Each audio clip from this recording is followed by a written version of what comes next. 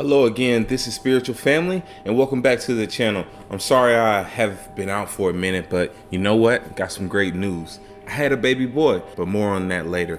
Today we're speaking about the great Malcolm X and why he is so iconic and powerful to the developing minds of progressional black leadership, as well as positive male influence. So that's right, we're speaking about some things you might not have known about Brother Malcolm X. So let's jump right in and remember to hit that like, share, and subscribe button. So as a vocal supporter of Pan-Africanism and the leader Marcus Garvey, Malcolm X's family moved around constantly as a youth due to Klan threats.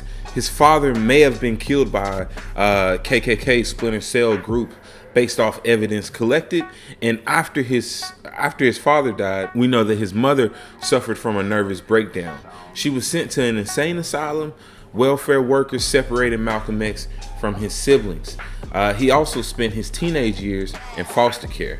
So that early childhood development stage, we know that's important in any child, and it was especially important in developing Malcolm X's character. Also, although Malcolm X was thriving in school, he dropped out after his 8th grade year due to his 8th grade teacher discouraging him from pursuing his interest in becoming a lawyer. She said that was no realistic goal for a nigger. He also had a brief but unsuccessful boxing career. Malcolm X's friends nicknamed him Detroit Red because of the color of his hair. As a hustler in Boston and Harlem, he got involved in drug dealing, gambling, and pimping. His criminal behavior landed him in prison for 6.5 years. During his time in prison, Malcolm X wrote then President Harry Truman declaring himself a communist who opposed the Korean War.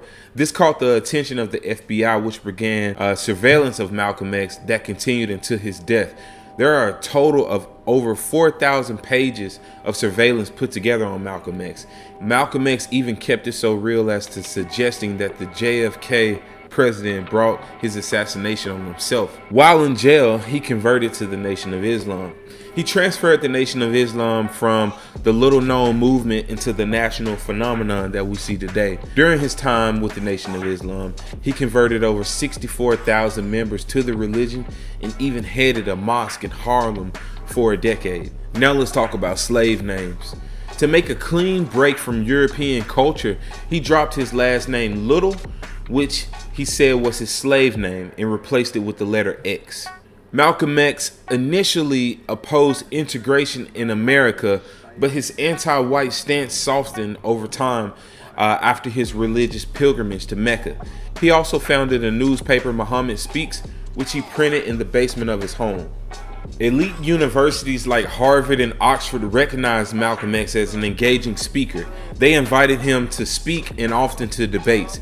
Malcolm X educated those and learned with those who had privilege to ensure that everybody was on the same page regarding social justice and human rights, especially centered around those descendants of slaves. Malcolm X also interestingly secretly met with KKK leaders. In 1960, Elijah Muhammad sent Malcolm X to have a top secret meeting with KKK leaders in Atlanta. The agenda was to negotiate the safety of a local mosque and the parcel of land in exchange for the Nation of Islam's support of segregation. The only thing that the KKK and the Nation of Islam could agree on was segregation between their races. One of my personal favorite facts about Malcolm X is he thought the MLK speech was a joke. In his autobiography, he said, "Whoever heard of angry revolutionists all harmonizing, we shall overcome," while tripping and swaying along in arms with the very people they were supposed to be angrily revolting against. Here's another interesting fact. 33 signaling by the powers that be. Malcolm X was pronounced dead at 3:30 p.m. shortly after arriving at Columbia Presbyterian Hospital. The autopsy identified 21 gunshot wounds to the chest, left shoulder, and legs, including 10 buckshot rounds from the initial shotgun blast. Malcolm X and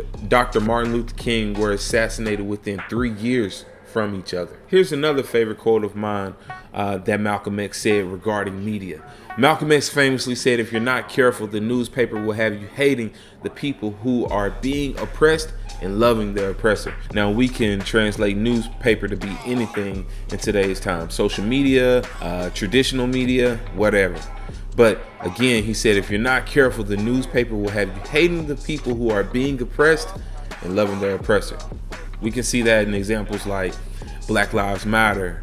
Let's look at the signal and signification of X. X has signified the end of something. So when Malcolm X said that he wanted to end his slave name, X was a perfect choice. An entity whose existence is over, past, dead, or gone. X is the signification of that. X was used as a sign of the cross where Christ was crucified, or for Christ himself. When the FBI says that they don't want the Messiah complex to breed within our community, and Malcolm X had such a Messiah complex, well, he did call himself X after all. So again, X has been signified as the cross where Christ died or was crucifixed, or for Christ himself. X has also been used as a symbol or a marker. So we often see X marks the spot. It can also be understood as a crossing over to another dimension, or a transcendence or transformation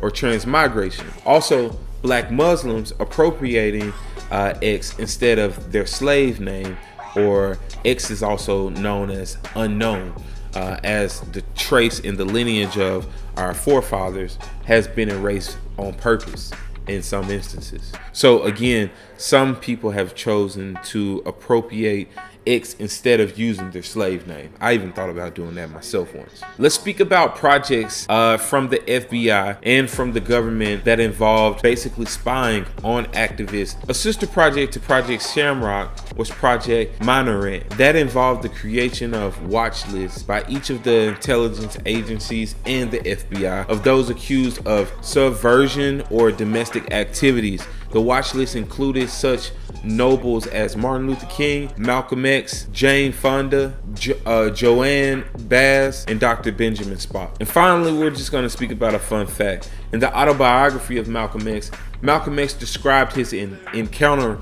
with the Men in Black in prison. Now, the Men in Black are often known as an agency, like we've seen them depicted as agency that keeps alien activity in the dark and follows up on it. But in Malcolm X's autobiography, he describes his encounter with the Men in Black. The book said, "He had on a dark suit, I remember. I could see him as plainly as I could see anyone I looked at. He wasn't black. He wasn't white. He was light brown skin, an Asiatic cast of a countenance, and he had oily black hair."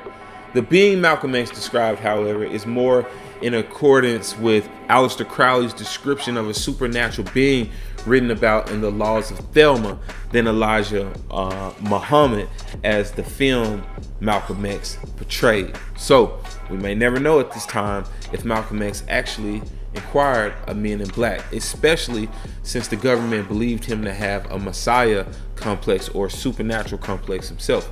Maybe they wanted to follow up on that while he was in prison. Thank you so much for watching this video. I definitely appreciate you all. And if you would do me a huge favor, go ahead and hit that like, share, and subscribe button. Again, we appreciate you for tuning in to This Is Spiritual, and we'll catch you next time.